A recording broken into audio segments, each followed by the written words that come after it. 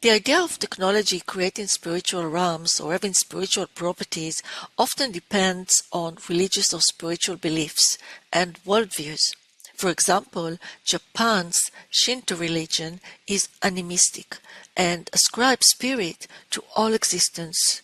Many spirits, known as gods or kami, represent different phenomena and dwell within living beings, organic life, and even artificial objects. According to Honyak, in his book Loving the Machine, The Art and Science of Japanese Robots, robot toys have become extremely popular in Japan. For instance, the robot dog Aibo and other electronic pets are part of a Japanese tradition that attributes to non-sentient, inanimate objects spiritual qualities. The Japanese are thus more likely to develop personal attachment to their robotic friends, assistants, or pets.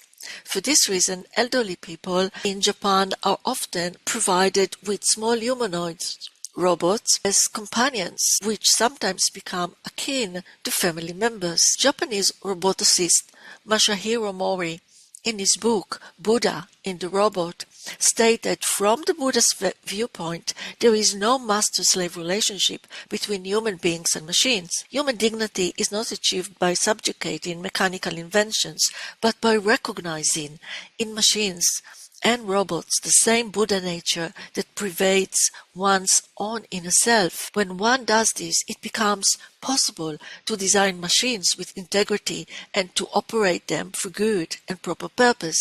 In this way, harmony between humans and machines can be achieved. On the slide you can see a video of the android Kanun,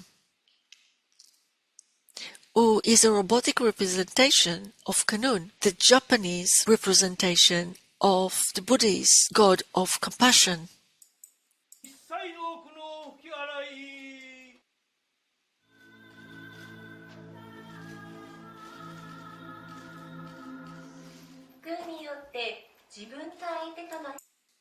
Kanun was developed at Kyoto's Kodajai temple and designed with the ability to recite Buddhist teachings and deliver sermons using artificial intelligence to adapt its messages to resonate with modern audiences. On the left side of the slide is TV Buddha.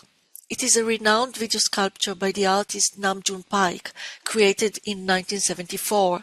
The installation features a Buddha statue positioned in front of a television screen, displaying its own image in real time, captured by a closed-circuit camera.